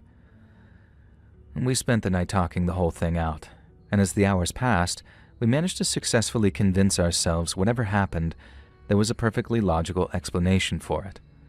And that explanation was chilling all on its own because I might have just listened to someone's complete mental breakdown, potentially before they'd done something terrible, hence the scream. But it was a logical one all the same. When we got back home, what happened to us became a bit of a campfire story. We'd retell it with a smile, wowing our mates and the guys down at the pub with a tale of some of them inevitably claiming was a load of bollocks. But those that knew us, really knew us, knew otherwise. We weren't the kind of lads to make something up like that, and the fact we weren't like it was defo ghost lads made us all the more credible. We knew that there had to be a reasonable explanation, even if that explanation did sort of stretch that word logic to a degree. And for at least a time, the incident was nothing more than a curiosity, something which made for a fun little story for us to tell. But then, as the months went by, and I had time to let my mind wander on the subject, I started having some very uncomfortable thoughts. I know it's not possible for radio transmissions to travel backwards in time. I've looked it up about 100 times in 100 different places, and they've all given me roughly the same answer. Theoretically, if you read up on wormholes and tachyons and all that other complicated physics stuff, then yeah, on paper it is possible for a radio transmission, or alternatively, the signature of a phone call, to travel backwards in time. I suppose some of you might be confused as to why I'm talking about tachyons all of a sudden, so I'll just go ahead and explain what I mean. My biggest, and you might say my most irrational fear concerning what I heard that day, is that I somehow heard something that either happens in the future, or at least had the potential to happen. something terrible involving Paul and his future daughter, Lydia. That did come to pass, by the way. Paul and his girlfriend had a baby girl in January of 2015, and she turned 10 years old last month as the time of writing this in February of 2025. It sounds a bit horrible, but when I found out it was a girl and that they were going to call her Lydia, an actual chill went through me. I told myself that I was overthinking things, that they'd have a boy or a girl not named Lydia, and that the whole thing would be something that I just look back on and laugh at. But hearing that it had actually happened, I had to pretend to be nothing but happy for him when, really, I was starting to get more and more concerned that something terrible was destined to happen. And for the last 10 years or so, it turned into something I've worried about at an almost daily basis. And I'm glad to say the older Lydia gets, the less anxious I feel, but there's still a small part of me that wonders if something awful is doomed to happen at some point in the near or distant future. I had one guy online suggest to me that maybe what I'd heard was something that only had the potential to happen, and by some kind of weird intervention or awareness, it hasn't, and we've successfully avoided it. And I hope that's true.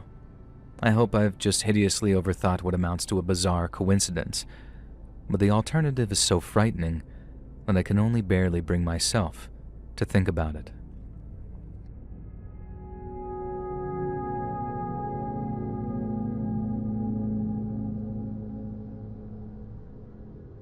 I used to do a lot of hiking and camping in my youth, especially with my family as a child.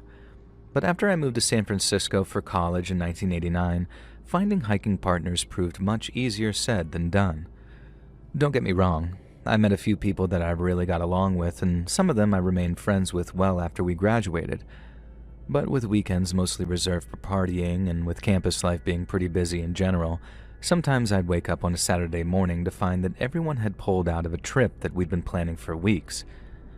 I remember being very disappointed, but I didn't stop and cry and stop inviting people. Instead, I just headed out on my own at times when I really needed to de-stress. The first couple of times didn't feel as fun with company, but then after a while, I started to really appreciate the peace and quiet of being alone on the trails.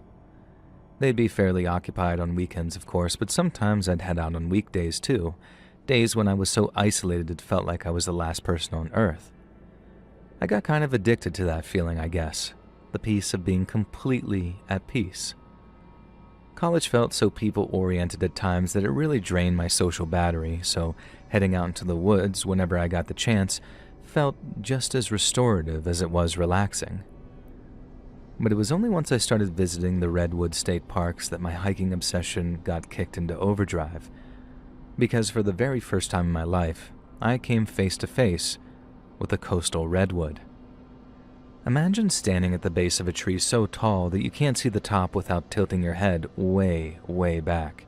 A tree so enormous that when you're standing among a bunch of them for the first time, it kind of feels like you've shrunk by a couple of feet. Well, that's the coastal redwood, the tallest living thing on planet Earth. Most of them are between 300 to 350 feet tall, and their trunks can grow just over 20 feet wide. So I'm not exaggerating at all when I say that they are mind-blowingly gigantic.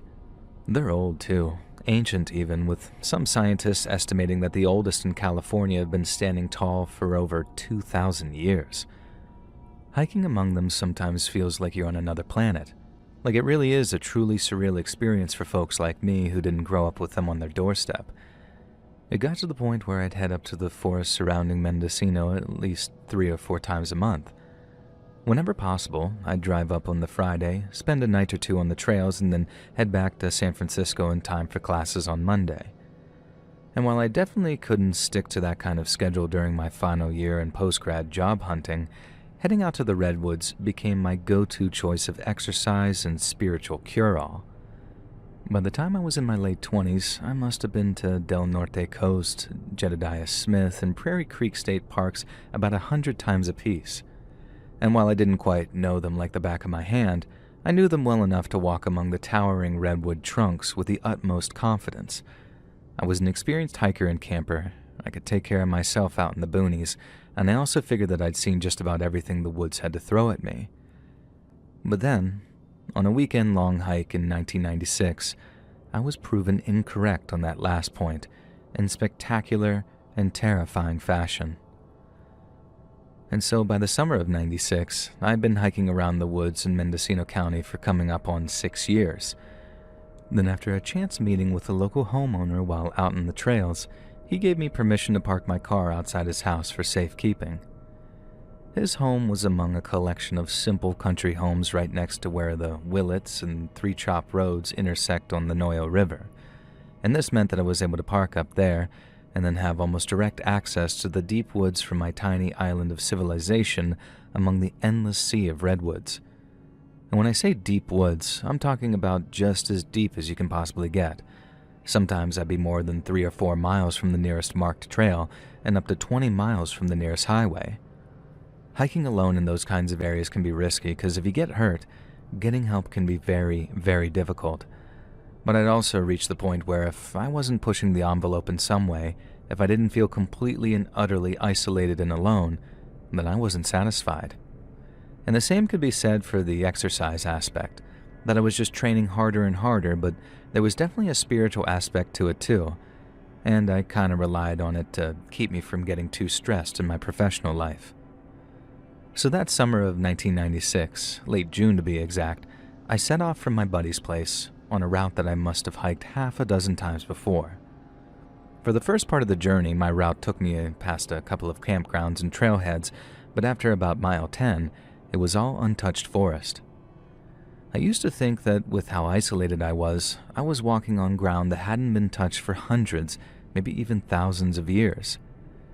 There were places that not even the native Namlaki tribespeople had used for hunting or burial grounds, ageless and primordial. But therein lay the thrill. I'd usually make it to about mile 15 before I ran out of steam, but in June of 1996 I managed to push myself a whole 18 miles into the deep woods before I finally tapped out. Granted, I'd started extra early that day, but I'd been wanting to advance into untouched territory for quite some time, so it felt great to break what I guess I would call my personal best. I made camp, ate a little food, then after a quick hygiene routine, completed with some eternally handy wet wipes, I had a smoke and then hit the hay. The next morning, after I ate a few power bars for breakfast, I decided to pack up my tent and head back in the direction of my car. The extra miles were well worth it, but it still meant that I had one hell of a hike ahead of me if I wanted to get home before it was too late to order takeout. I walked for about 4 or 5 hours, stopped for a quick lunch, and then got back on the move again as quickly as I could. I was trying to cover as much ground as possible while staying on the right bearings, so I think I was mostly either looking at the ground right up ahead of me or at my compass. But then at one point, I looked up for no particular reason to see something that, in all my years of hiking, I'd never seen before. Despite the name, it's not just redwoods that grow out in the Redwood State Parks.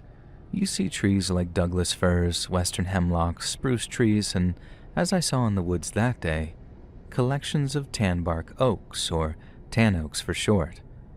There was about 5 or 6 of them, all leaning at angles of between 60 to 80 degrees, and while that's not entirely unusual in a place with a lot of dense growth, what immediately drew my attention was how they all seemed to be leaning toward each other. They looked like the frame of some giant ancient teepee, something a bunch of similarly minded hikers had started to put together before abandoning. Then, as I looked up, I saw that all of their foliage was bunched up and intertwined, forming a great impermeable mass of leaves and branches. As I said, I'd never seen anything like it before, so after stopping me dead in my tracks, I just kind of stared at it for a moment or two, wondering what the hell I was looking at. The first explanation that popped into my head was that it was some kind of nest or den because it didn't look remotely human in construction. But I couldn't know for certain until I took a closer look, so that's what I did. With the woods being calm and quiet, I figured the den thing was empty and uninhabited. But as I started walking closer at a very casual walk, I heard something which stopped me in my tracks. It came from the nest thing, that much was clear. The dense green mass of leaves and twisted branches which, by then, was almost 30 meters directly above my head. It sounded like someone hitting a stick against some sort of hollow tube, like a tud, tud, tud, tud, but really loud with that echoey hollow sound to it. I froze, looking right up at the mass of foliage above my head, feeling the hairs on my arms and neck begin to stand on end as I realized something was inside of it. I figured the only thing large enough to make a sound like that would be a bear. I mean, I had zero clue what the hell was going on, but as I tried my best to figure it out, that's where my thoughts landed. Some very talented black bears have gotten up there and had somehow made a den where the branches of 5 or 6 trees just so happened to have converged. Then, if she was somehow finding a way to make the noise by wrapping her claws against something, then she was surely doing so as a warning to stay away from herself and her cubs. I didn't move a muscle for a minute or so after I'd first heard the noise. Then, when maybe 20 or 30 seconds of silence had passed and the noise didn't repeat, I started slowly backing up, keeping my eyes locked on the mass of foliage for any movement. I'd taken about 3 slow steps backwards when I'd heard the noise again. It was softer that time, without so many tud-tuds, but it was 100% coming from the nest thing that I had my eyes glued to. I didn't run. I knew better than to turn my back and bolt. If whatever was in that nest wasn't a black bear, and it had chase instincts, running would probably trigger them. And that's why I didn't run, why I couldn't just run, and why I watched that thing unblinkingly until I was at least 40 to 50 meters away. Only then did I turn my back and walk a little more briskly. But every 2 or 3 seconds, I'd fire a look over my shoulder just in case anything had climbed down from the nest and happened to be following me. Nothing climbed out of it, and I didn't hear any more of that eerie knocking sound either, but as I was walking away, I heard a different kind of sound that had me spinning around in fearful anticipation. At first, it sounded like old bark stretching and snapping, kind of like what you hear before a tree falls, I suppose. And then at the same time, I started to hear a bunch of rustling up high, and I was pretty curious it was coming from up near that nest thing. I turned around on the spot, half expecting to see that black bear mama running at me through the trees. But again, I saw something that I'll never, ever be able to fully explain. The tan barks, the leaning ones, they were moving. They didn't all move at once. They took turns rising up out of the dirt, like some fairy tale giant was plucking them out of the ground one by one. Then no sooner did they rise up into the air, exposing long tendrils of roots as they did, but they were slowly lowered back down to the ground with a soft whisper of compressed soil. I genuinely couldn't believe what I was seeing. My brain just couldn't make sense of it for a few moments, and I honestly wondered if I was beginning to lose my mind. When I tried to blink the moving trees away, I felt like a character in a goddamned cartoon or something, yet it was the only thing I could think of to try and stop it. But it didn't work. The movements didn't stop, and instead, they only got stranger. The tan oaks, which had been leaning at a slight angle, began to bend unnaturally, flexing on indiscernible joints as the great mass of foliage that they were connected with began to slowly descend. The trees then started to move again, rising and falling with a kind of quiet that didn't seem possible, and as they did, they dragged the amassed canopy above it with a sustained rustling that sounded like the trees themselves were whispering to one another. Then finally, in a moment of near madness, I realized what I was looking at. It wasn't 5 or 6 trees. It was one single living thing, and they weren't tree trunks I was looking at moving quietly up and down. They were its legs. I remember the confusion and disorientation keeping me glued to the spot for I honestly don't know how long, but it couldn't have been more than a second or two. Then, as it clicked in my head that I was looking at a body and legs, I turned and ran as fast as my own could carry me. It was blind panic, the only time in my life I've ever truly experienced that kind of terror. This total, full-body sensation of, if I don't move fast enough, I'm going to die. But I also experienced the most profoundly intense adrenaline rush I have ever experienced. Running with a heavy pack through the forest was a brutal, exhausting grind. My pack had to be 40 or 50 pounds, with the straps digging into my shoulders and chafing with every step.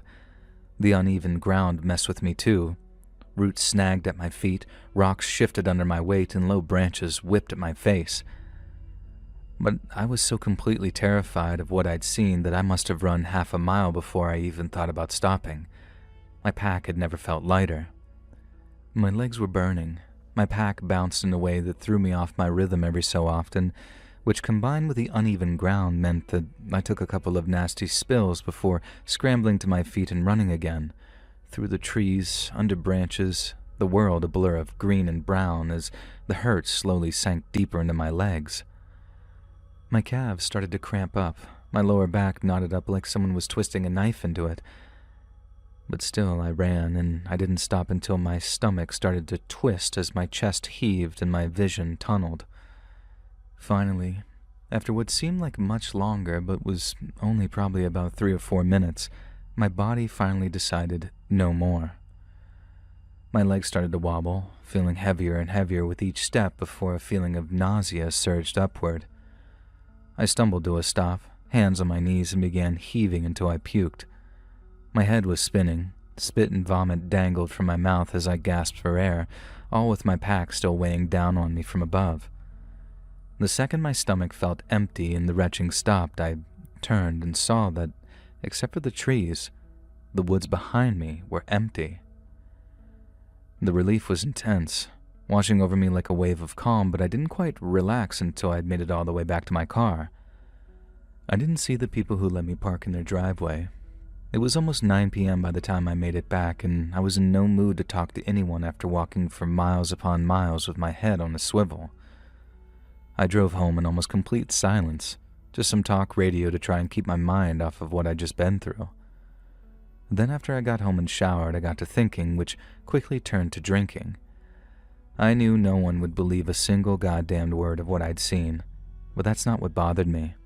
What truly frightened me was the idea that I was losing my mind, and that what I'd seen, or rather what I'd hallucinated, was a symptom of some serious and ever-worsening medical condition. I called my doctor's office from work the next day. My coworkers noticed I wasn't acting myself, but I assured them that I was just feeling a little under the weather, and that I'd already booked a doctor's appointment. A few days later, I'm sitting nervously in her office, and then when she asked me what the problem was, it took me much longer than I thought to finally just say, "I think I'm seeing things." And my doctor was great.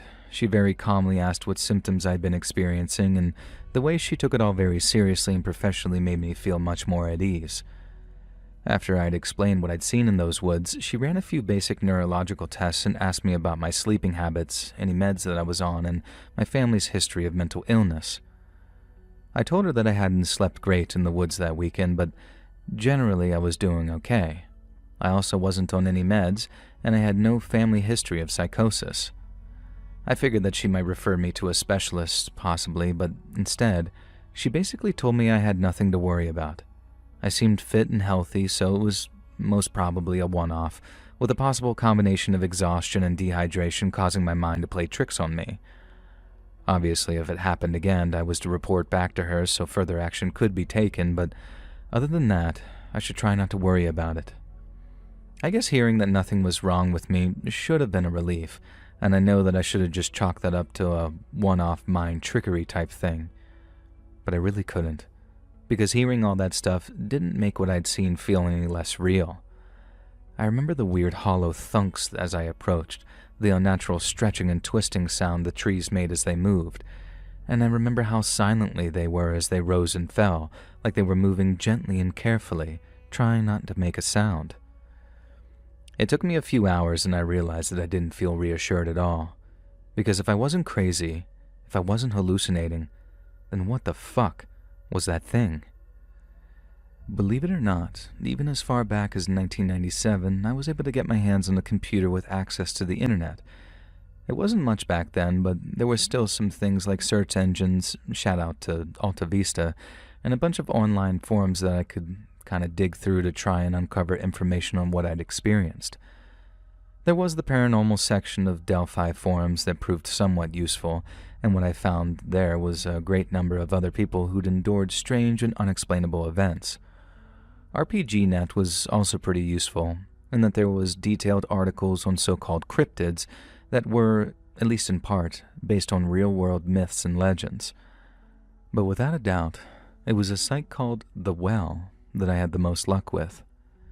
You had to pay a subscription fee to access the site, but that really elevated the quality of the content in that it attracted people you might affectionately call super nerds. The Well also had a dedicated cryptozoology forum, and it was a very serious place. Other forums, especially those dedicated to UFOs and the likes of Usenet, were mostly occupied by wackos claiming to have been anally probed. But those who frequented The Well seemed to employ a much more scientific approach. There were posts about Bigfoot and how, despite the theories on missing lynx-style bipedal apes crossing the Bering Land Bridge 10,000 years ago, their continued existence was biologically impossible. One user wrote that, at least theoretically, dense forests like those in the Pacific Northwest might be able to hide a small population of such mammals. But since there was no DNA or fossil evidence to support their supposed existence, most users agreed it was unlikely that any such creature existed. It was posts like that one which assured me that the Well's cryptozoology forum was legitimate, and then after hours of digging through their archives, I came across a post from a since-deleted account that sent chills running up my spine. Its author described the exact same phenomenon I had, almost to the letter, and said that he too had run terrified through the woods. The things hadn't chased him, they hadn't even seemed to acknowledge his presence, but the sight alone was enough to send him fleeing without so much as a second thought. He asked if anyone else had experienced such a thing, and while most of the comments were from users expressing awe or disbelief, only one struck a chord. A user claimed to have seen what he described as a huge stick insect-type creature. Something which camouflaged itself as tree trunks and leaves and branches. It was like a moth, the user said. One that's the color of tree bark, something you don't even notice unless you're looking for it or until it moves in front of you.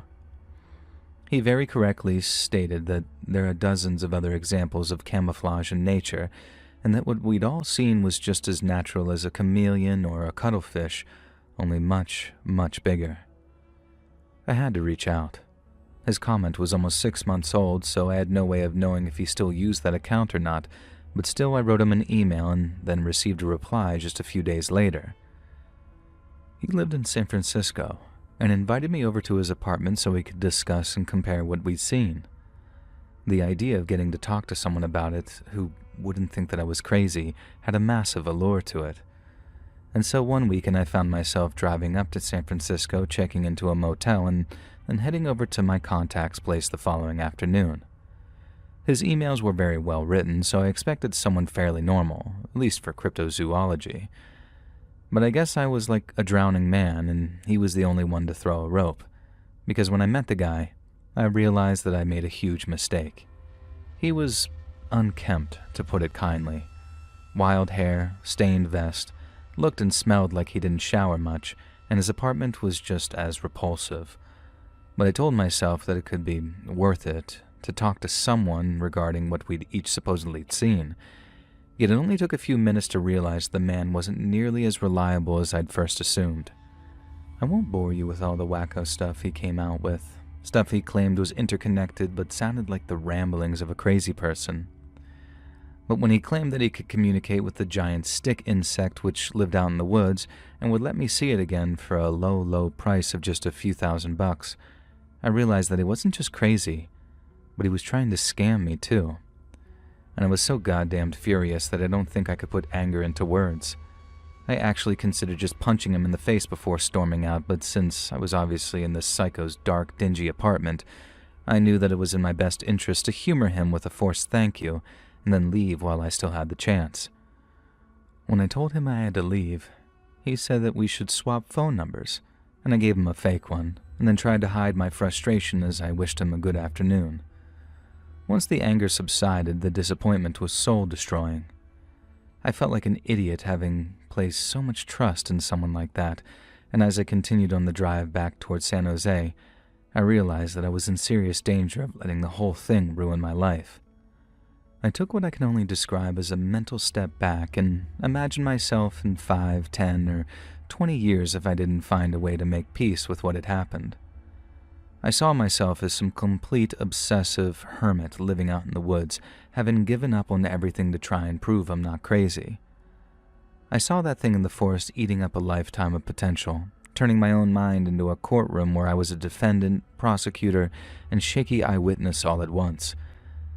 Out there in the realm of obsession and mystery, I saw no solid ground on which to stand. I pictured myself trying to tell someone, but only getting an eye roll or a smirk or a, "Yeah, sure, buddy." I pictured someone humoring me for a second before changing the subject, or worse, looking back at me like I'm one step away from a padded room. But that's where the frustration boils up. I've got this thing burning a hole into my memory, something I can't unsee, and because I cannot bring myself to lie, I continue to carry my burden. I have since managed to live somewhat of a normal life, but it can be maddening. Sometimes I feel like I'm trapped, stuck between what I experienced in a world that won't meet me halfway. I can't bring myself to let it go, but holding on to it feels like it's pulling me apart. The anxiety feeds the frustration amps up the anxiety, and round it goes until I'm not even sure who I'm mad at anymore. The thing in the woods, the doubters, or my own rattled head. And now to come full circle, you understand why I have trouble sleeping at night, and why it's such a relief to be able to fall asleep naturally instead of having to rely on medication. It's been a long time since I've been able to consider myself at peace, but now, thanks to voices and channels like yours, I'll be able to treat a troubled mind to a few moments of quiet.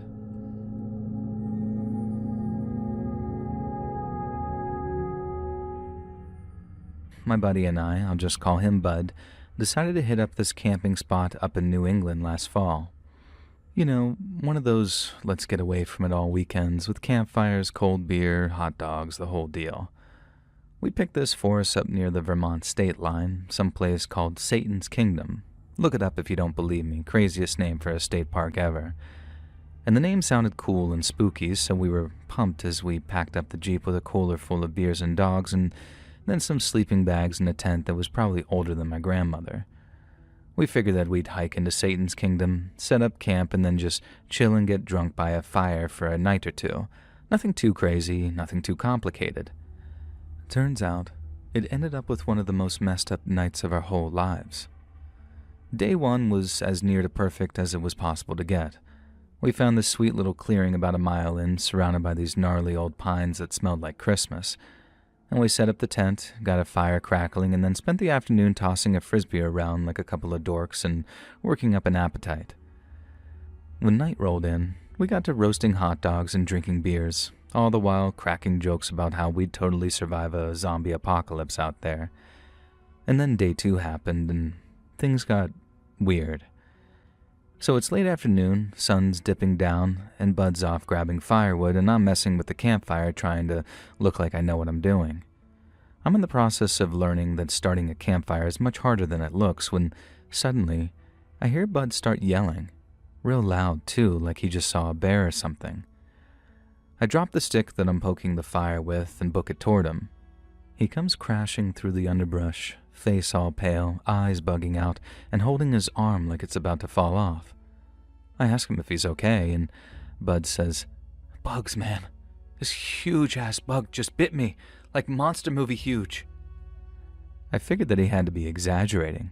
I mean, that's what people do, right? They do it every day. But then Bud shows me his forearm. And damn, there's this gigantic, nasty-looking red welt swelling up, with these two big puncture marks like tunnels into a skin that were oozing some kind of gross-looking fluid. As I looked at the wound, probably with a look of total horror on my face, Bud says, "It was as big as my fist, dude, with these freaky legs and wings, hurt like a son of a bitch." I've never seen him that rattled before. Bud was the same guy who once laughed off a wasp sting to the face at a barbecue. He wasn't some drama queen or insectophobe or anything like that. So seeing him that scared well, it scared me too, is what I guess I'm trying to say. We got him back to camp and I dug out the first aid kit, and thank God I remembered it, and slapped on some antiseptic on the bite before wrapping his arm with a bandage. Bud was wincing the whole time, muttering about how it stung like hell, and I said, "You'll be fine, dude. We'll probably just laugh about this later." He didn't laugh, though.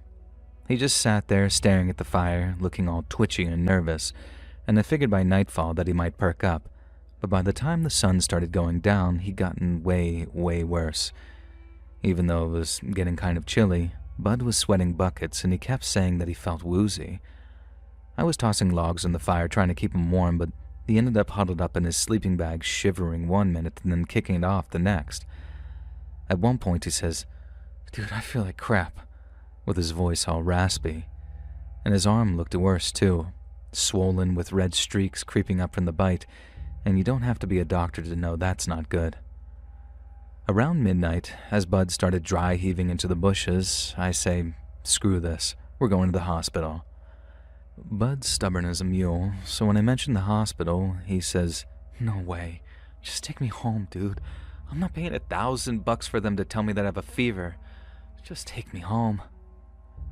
I told him whatever, that it was his decision, then we packed our stuff into my old beat-up Jeep and then started to head home.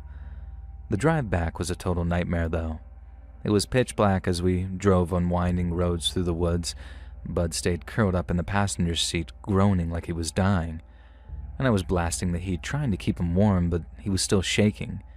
And then about 20 minutes in, he sits up all of a sudden with a scared look on his face. He sounded desperate, and he says, "Pull over, man. I gotta go to the bathroom. Like now." I asked if he could hold it, but he was practically clawing at the door handle already, so I swerved under the shoulder and he bolted out before I could even kill the engine. It's some random stretch of road, just trees on one side and this big dark field on the other.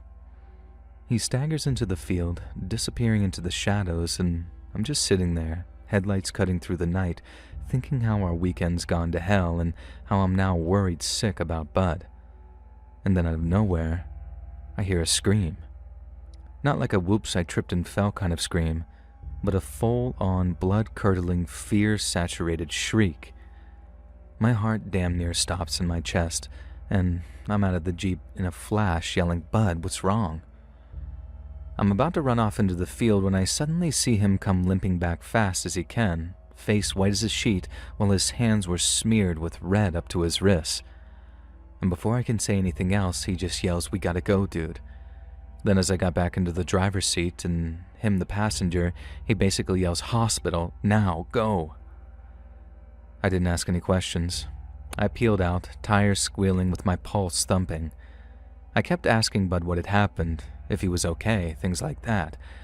But he was just curled up, panting, shaking his head and alternating between telling me not to ask and begging me to get him to the hospital as quick as I could. He was terrified, like I'd never seen him before. Bud always seemed like the kind of guy who'd punch the bear before running away, and now he was a complete wreck. We hit the ER at this little hospital.